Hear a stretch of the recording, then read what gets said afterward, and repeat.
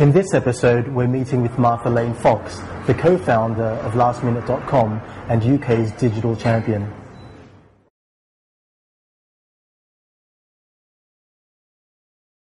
Martha, one of the greatest things about you is your graciousness and generosity towards crediting people around you.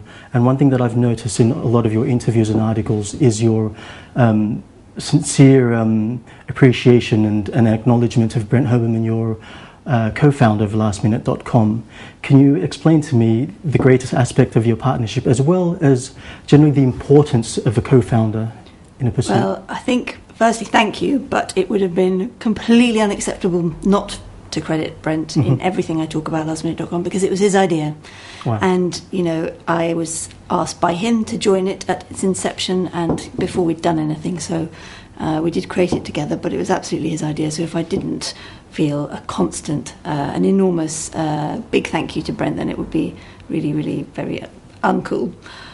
But I think that the benefits of having a co-founder are come from many aspects. And actually, Brent and I were talking just the other day about the fact that Zuckerberg is alone, and now he's got to face the whole cares of everybody looking at Facebook over the next 10 years while not having somebody to share it with. So I think that that's one of the first things that I'd say, is having a co-founder means that you have somebody to take the burden, because it's hard, difficult, you work incredibly long hours, you're in your brain all the time about the business, and it just lets you have a bit of relief from it when you can share it with somebody else. Quite apart from the fact that I believe two brains are always better than one. So I think you'll get further if you can work together and do different things and bring different aspects to a partnership. And also the fact that you use the royal we a lot. I rarely hear you use the word I. How did you build a world-changing team? Do you know what? In the first beginning bit of lastminute.com, all we could do was hire people who were either related to us, who were desperate for work, or who fancied the roller coaster ride of their lives, because we didn't really have any money to pay people. We only had options, and obviously we didn't know whether those options were going to be worth anything or those shares were going to be worth anything. So in the first instances, I just spent a lot of time convincing people that this was going to be the biggest thing you could ever imagine, and they'd look at us sitting in this tiny attic in the middle of my mum's office in Portobello, and they'd think, really, are you sure? So that was the only thing you can do in the early days of a startup.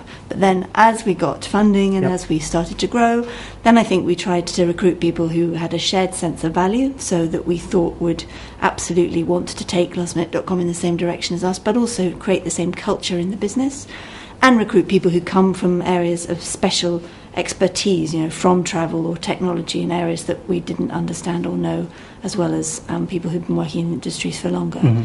So I think that in the early days to the middle days to the later days, it's a very different recruitment strategy. But I think that when you've got those people in place, all you can do is try and be a good leader by never asking people to do things that you wouldn't have been prepared to do yourself. And by leading from the front. So, you know, when there were customer service issues, me or Brent would be in the customer service team, calling customers, sorting them out. When there were technical issues, even though I wasn't able to sit there coding, Brent was practically, we'd be sitting on the technical floor with them until the problem had been sorted out. And I think, I don't know of many more important things in leadership than being prepared to be the one that is taking the rap and going through the bad times as well as the good times. And at what stage do you migrate from the friends and family through to the experts in their field? Well, I think when you've got some cash and you can show some momentum. So at the beginning we had raised some venture capital funding, but we were still borrowing and stealing everything we could. And we believed that business would be big. We believed it was going to be world changing, but we weren't completely sure that everyone else around us thought that yet.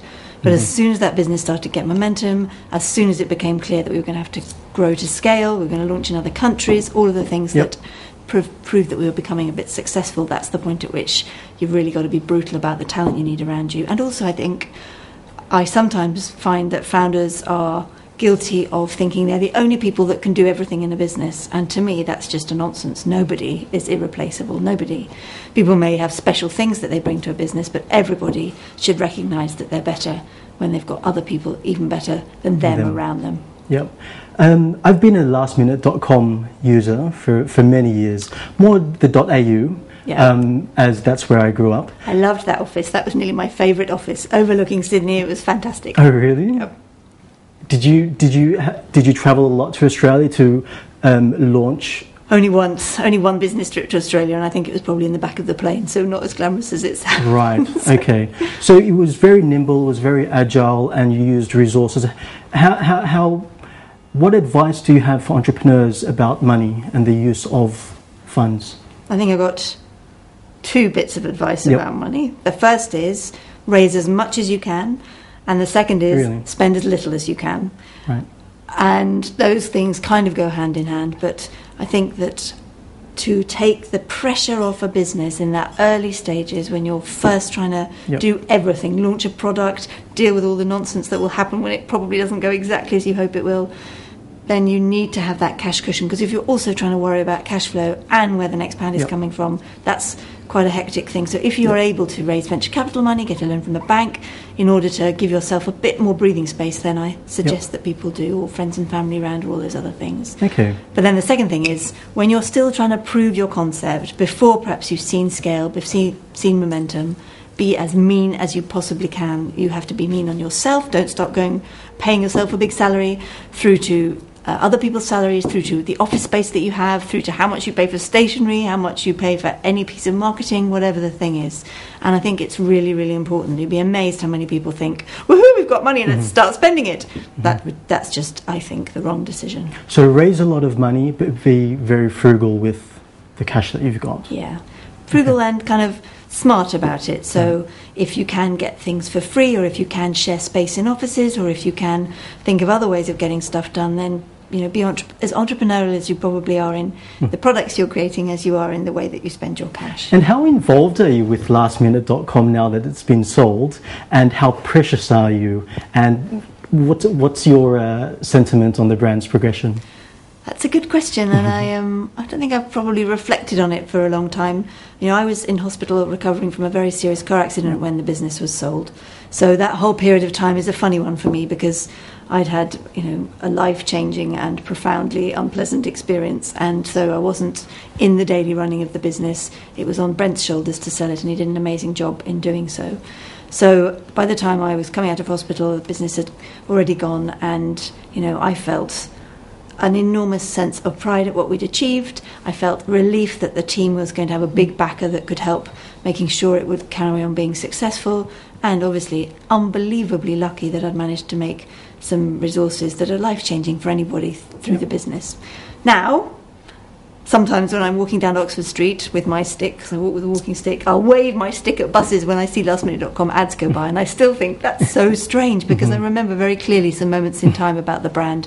I chose to make it bright pink. I think one of the only disagreements Brent and I ever had was about the pink versus blue. Well, obviously it would have been a complete disaster if he'd picked a blue brand. And I really remember one kind of tussle, shall I say, with the advertising team that we'd first appointed, who presented this advertising campaign where they'd said, we're going to do something lastminute.com on buses, which was a great idea, but they'd put it that they were going to put do something, and then in tiny letters, lastminute.com, rather than do something in very small letters. And guess what? Lastminute.com in massive letters, so that all people would see driving around the place was lastminute.com. So I am proud of the brand. I think it's something that has stood the test of time, and I think that it's one of the reasons people do go back to the site. And I'm proud that it had a voice that was quite fresh and different at that point in 1997. Not only because it was one of the first e-commerce companies, but I think we were one of the first companies that really kind of talked in a voice that it was not kind of broadcasting to the customer or pompous, but just sort of friendly and on your side. Mm-hmm. And today you are the UK government's digital champion. Yes, I am. Yes, you are. And why don't we have a laissez-faire approach to the internet? Why can't we allow the market to work themselves out? Why do we need government intervention to make the internet accessible to everybody? Well, there isn't any government intervention to make the internet accessible, just to be clear. I've been appointed for the last 3 years. I've been working on the challenge, but I haven't been given any funds to do that, not public money. Yep. There have been lots of public money initiatives around getting better IT into places, whether it's into charities or the libraries network or public sector bodies. But my initiative is to try and corral the private sector, the charitable sector, and the public sector to commit their resources to help getting people online. It's not a whole new wave of money. In the past, the government set up a network called the UK Online Centre Network, which to help communities in a very, very local level to get training. So just to be clear, there's not a huge bank of extra money. Right. But I actually fundamentally believe that we've now reached a sort of natural plateauing of internet penetration. If you look at the statistics, it's been slowly tailing off as time goes over the last year. And although I'm hopeful that our efforts will yield results, I think that government needs to stay very sharply focused on the most vulnerable people and the communities where it's not natural that the markets will go, because there's not any money in them, frankly. People aren't going to set up technologies for people that they think might not be able to afford to pay for them.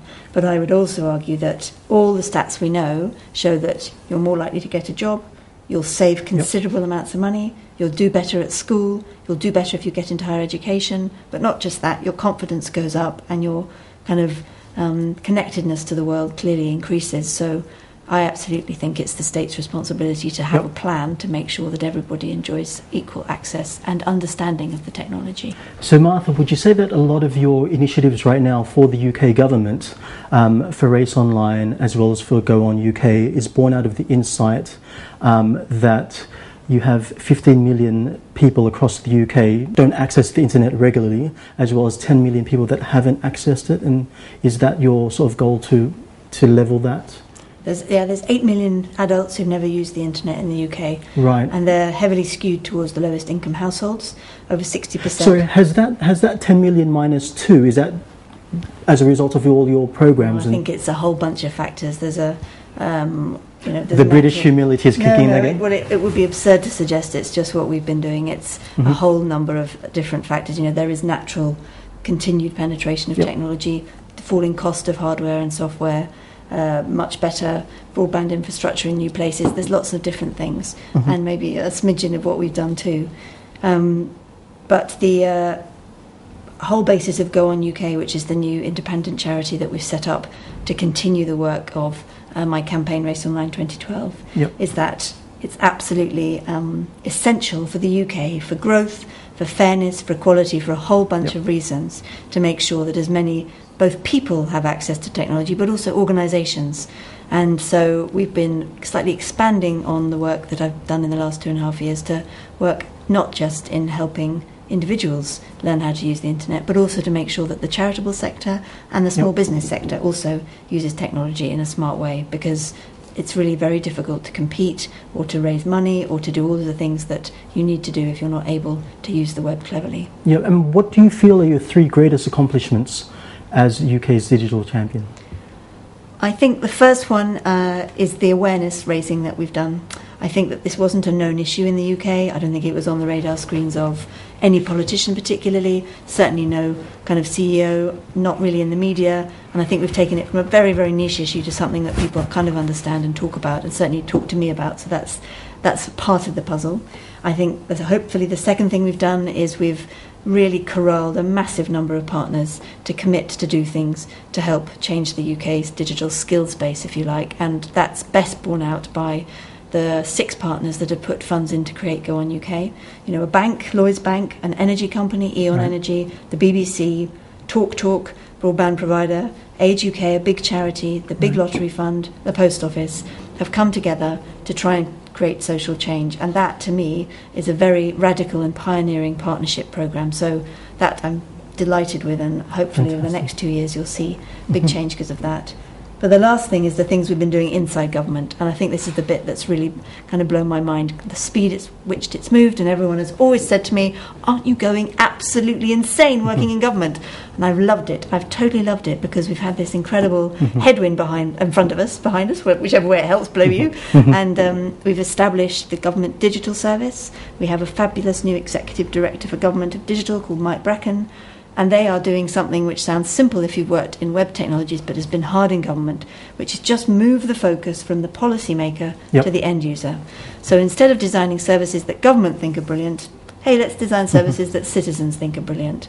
And the first incarnation of that is the alpha version and the beta version of gov.uk, the government domain, and you'll see many, many of things rolling out on top of that. So actually that's, I think, the thing that I'm nearly most proud of, because it's a really concrete, set in stone new structure that can continue work for many years to come. And Google says the internet is what you make of it.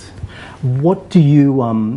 Google is the internet, I think, rather than what you make of it. I think it's ironic that Google says that about themselves, but yes. Yes, yes, that's how they're positioning themselves right now. What do you, in terms of your own personal... the stories that you've heard, what's the greatest transformational story you've heard about a person's interaction with the internet, or how that's facilitated change in their own lives? I'm really lucky, because I think one of the best things about the role that I was given was the ability to travel all over the place and meet all kinds of people. And you like to think that you are plugged into what goes on all over the country and you meet lots of different people in your normal life, but it's not really true until you actually get to go to places as diverse as Sheffield, Manchester, Liverpool, down to Brighton, up to Scotland, and see what's going on all over the place. And it's hard to pick, the greatest story, but I've met so many people who've said to me that the internet has changed their lives. People who've said that it's helped them battle mental health issues, through to people who've said that it's completely transformed their older age, and people who've reconnected with families that they hadn't seen for years and years. There's a young kid that I met in Leeds. I met him on a very rainy day when I was a bit grumpy, but he looked at me and he told me the internet had saved his life. And that was quite an extraordinary thing to hear, because I didn't really think that it was the internet that would have saved his life. It might have been a whole bunch of other stuff. But it said that he told me that he had had a very, very severe drug problem and had learnt how to do music online, become a DJ, teach other people, sell a bit of music, and it had managed to give him a purpose. He went every day to somewhere where he could do music creation on the web, and he was now selling and teaching other people, and he would absolutely say that since getting online his life had been completely saved and transformed. Changed. Yes. And what, in terms of on the occupational note, what trends in occupation do you think will evolve over the next 5 years because of the internet? I think there's two ways of looking at that question. There's what skills do you think we will need as the UK in order to be able to kind of have more websites and do more online? And to that, I think that we need to be developing developers. We need coders. We need to be able to compete on a world stage by having some of the best developers in the world, and by making sure that we are absolutely delivering fabulous hardware and software. So if I was going to make an optimistic projection for the skills base of the UK in another 20 years, and I would hope that we still had a lot of people who are technically savvy, not just hard coders, but could be architects, could be project managers, but were not frightened to work in software or hardware or whatever the bit of technology. But then there's the other part of your question, which is, how is it disrupting and changing kind of every job, if you like? And I think that we'll find personally that there are lots more people starting small digital businesses, people who are working from home a lot more because they can use technology to be in the office when they're not in the office, or they can use technology to kind of have a global business just from their sitting room. So I think not only will the internet disrupt how you work, but it'll definitely disrupt our economy, and we've got to be on top of both halves to be really strong for growth. Which 5 UK digital brands do you feel will really lift off internationally over the next 5 years? I mean, lastminute.com was phenomenal. When it lifted off, it really lifted off. Which ones do you feel are going to? Well, I think everybody cites it, but it's because it's done brilliantly. And Mind Candy, the Moshi Monsters brand, has just been extraordinary. Michael Acton Smith, 100 million global users or whatever they've got now, 10 million. One in 3 British kids. 1 in 3 British kids, and many more internationally as well. So you have to cite them as a fabulous success story. I'm just taking on the chair of a small new startup called MackeyLab.com,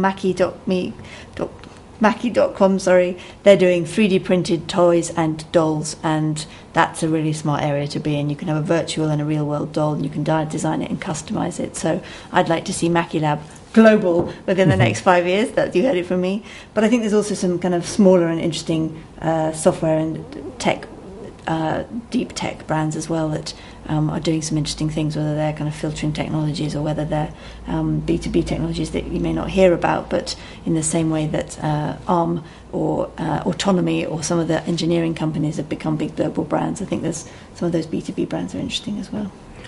Online versus mobile. Any predictions? Any thoughts on trends? I don't think they're separate. I mean, I think they're completely linked. Whatever it is now, is it 1 in 10 people access the internet via their smartphone, or something even more staggering, doing transactions online through their smartphones? So, all mobile operators say the future of the web is mobile, which you should probably treat with a bit of suspicion as they are flogging you a handset. But it's clearly true on one level. I think the other big shift to come will be around connected televisions. We haven't really begun to see the impact that will have on the market when you can just press a button and all the apps are there on your TV screen, and the whole way that content and the interface to the web is changed again with having it sitting in your sitting room or your bedroom or whatever device you're watching television on. So mobile TV, all of the different ways the web is changing are going to be impactful, but clearly the smartphone, especially in the emerging world markets, are just leapfrogging our fixed infrastructure. One major concern for people all around the world is data, and the fear of big corporations, big government, and big criminals picking up on key private confidential data.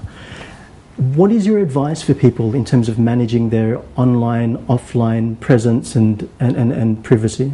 Well, you're right. This is a huge concern to people. I was at a conference with Adobe just the other week, and the whole theme of this was personalisation, privacy, and kind of where the divide is. And you're probably aware there's quite a lot of EU tricky and sticky regulation going through right now to try and help people beyond even the cookies debate. So I think this is going to be a massively important theme over the next few years. And I think you can come at it again from the personal angle or the kind of corporate angle. I think there are plenty of ways you can protect yourself online as an individual. TalkTalk has had a fabulous home safe lock on that you can put right at the heart of where your broadband comes from, if you like, and that can help you control content to keep it safe from kids as much as it can keep it safe from people who might be trying to get your data. So I'm sure you'll see inventions like that. But I also think for corporations, they're going to have to be very, very careful about this stuff. I sit on the board of Marks and Spencer, and we take it very seriously indeed. We spend a lot of time worrying about making sure protecting people's data and using absolutely the best and most robust data systems out there. But there are plenty, and so we must make sure that we remember that the vast majority of activity on the web is safe, and the vast majority of your data is safe. And I think it would be a shame to lose that fact in an age where we're getting more data. We should just be careful and cognizant of what steps you need to take to protect yourself. There's also plenty of evidence suggesting that overuse of digital communications and overuse of the internet and smartphones is causing a lot of illnesses, including mental and depressive illness. And it's very much changing the fabric of our society in terms of the way we communicate to each other. Any thoughts on this, Martha? Well, I dispute that there is a lot of data yet about this stuff. I think I see wildly varied data, and I haven't actually seen any very good, robust data about the big negative effects, certainly on mental health issues. I've found data showing quite the reverse, and that people who struggled, feeling very isolated, very lonely, suffering from mental health issues, got a lot more help and got a lot more confidence by being connected in. So there's a huge amount of scaremongering. I'm absolutely sure it's changing the way we communicate, as I'm absolutely sure it's having an effect, but I think we've got to make sure that the basis of the discussion is around proper science and evidence, and not people creating scaremongering reports from lack of data and actually on quite shabby bits of science. Okay. Well, there was an interesting study that was done by the University of Lausanne to suggest that depressive illness was developing amongst users, and that were spending more than 2 hours on the internet. And how would you define an average user versus a super user or an under user of the internet? I don't think you can be that defining. I think it depends on the individual, and it depends on a whole bunch of factors. Just because somebody sits watching TV all day and has mental health issues, making that direct link between the two is really hard, really hard. And I just think you've got to be aware that there are a whole bunch of very complex factors that affect people's mental health. And there are a whole bunch of factors that would also affect whether people are heavy and light users relative to their own context. So for me, I'm a pretty heavy user of the internet because I'm on it all day working, I'm doing stuff, I'm researching. That's my job partly. Yep. I'm not suffering from that, but somebody else who had that much time in front of a screen might find they did. So just got to keep putting it in context and keep, I think, making it the relatively individual case. It's difficult or unheard of to get a 100% success rate in all of an entrepreneur's business ventures. That's definitely true. I just wanted to get your experience on that, because lastminute.com, obviously phenomenal, and you've got other companies out there also, such as mydeco.com, as well as Lucky Voice, and I'd love to hear your thoughts on success rates and your experience. Yeah, well, I think, the success, the chances of me ever creating another lastminute.com are pretty close to zero, partly because that's not where I'm interested anymore. But Lucky Voice, my private room karaoke business that's also got an online business, is relatively successful. Hello, you want to say something to us? It's relatively successful. It's a small business, but for the attention and the focus that we've given it, we're really pleased in how it's developed. But clearly, in a career you only have one or two hyper growth stories. And I'm not one of those kind of serial entrepreneurs that wants to keep trying to build the next big thing. More broadly, I think it's very important that we celebrate failure as much as success. It's incredibly important when you're starting a business that you don't get so terrified that things aren't going to go right, that you never try or you never give it a whirl. And that's where I think the US have got a lot of things right. Yep. We are not very good in Britain. We are always asking when something might go wrong, or kind of dancing on people's graves, as opposed to saying, well, at least you had a try. Yep. We don't make it very easy through bankrupt laws. We don't make it easy through a whole load of bureaucracy as well. So I think that's quite an important issue. What do you think is the key reason why entrepreneurs fail? There's no one reason. That's, I'm sorry to be disrespectful to your question, but that's a kind of absurd question. It could be a massive number of factors: wrong timing, lack of money, wrong people. Who knows? It's a combination. But I think if you're starting out worrying about why you're going to fail, that's a big problem. Start out believing you're going to succeed and try and do everything you can to help make that happen. And in business, we all have to make tough decisions. What was your toughest decision? I think it's really, really awful when you have to fire people or make people redundant. And for lots of reasons, we had to fire some high-profile people at lastminute.com, just as we had to move teams out because we were outsourcing them or doing different things with them. And when you built something from scratch and you're very kind of personally involved with something, then that's pretty tough. So I'd say firing and making people redundant, never a jolly task. And you should never lose the fact that it's people's lives that you're playing around with. I think that closing businesses also always very difficult when you made a bad investment or you've acquired a bad business or something hasn't gone quite right. What would you say was the worst business decision you made and you accept 100% responsibility for? I can name about 100 different marketing campaigns that were absolutely my responsibility that were awful.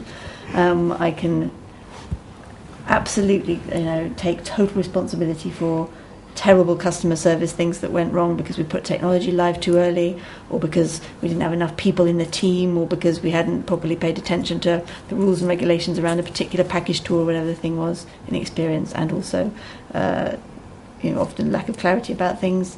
But I'm only struggling because in a partnership you make decisions together, and so one of the things that I think we were good at lastminute.com was we as a team, Brent and I, but also the wider management team, we always shared responsibility across everything. So I don't ever see it as one individual. I think you're accountable, and if you make too many of those mistakes, then you have to think about finding another job. If I may, I'd like to step back to Morocco in 2004 and ask you how the experience of the car accident changed your life as well as your perspective on life.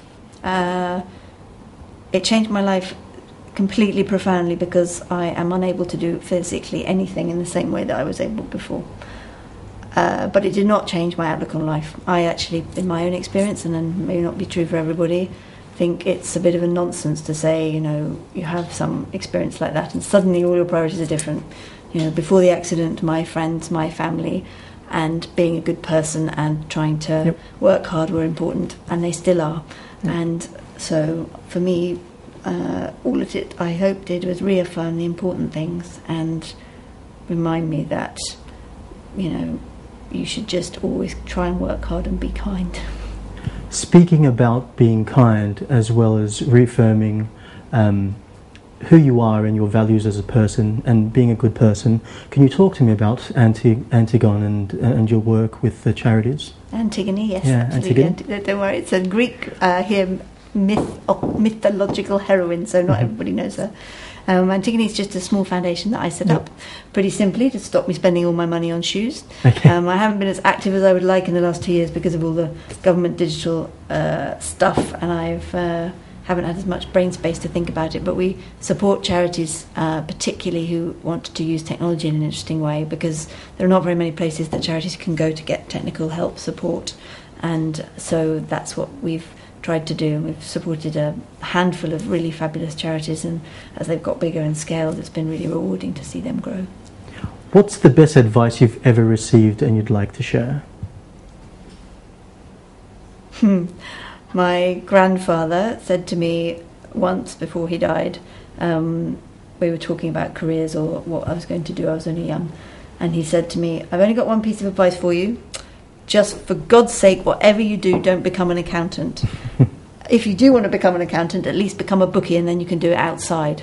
There's people at the races where you can go and put the bets on." Yep. And I like that piece of advice because obviously it wasn't actually about being an accountant. It was just about trying to be a bit more unusual and take the slightly different path, and don't go necessarily into the big structures and to the most obvious routes. And I hope I took that on board.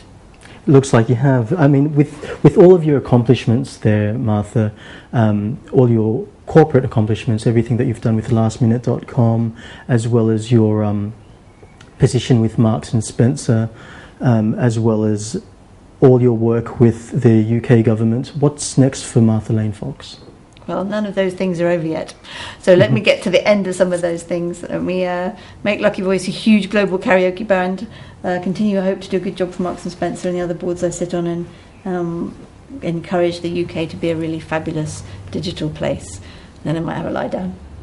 Any inspiring messages for our viewers? Well, I think, firstly, if you're younger than me, and that's not difficult now that I'm nearly 40, you should be very sceptical of listening to too many experts. I think that it's important to make your own way and to realise that your generation is probably very different to the one above you, to the one above that, certainly when you get to my grey old age. But having said that, I go back to what I said. It's pretty simple to me. If you are focused on an idea and you think it's a good one, just give it a whirl. What's the worst thing that can happen? Not much, actually. And it's something so exciting and rewarding about trying to get something going, whether it's a business or whether it's a charity or whether it's another kind of idea. And I would urge you to give it a whirl.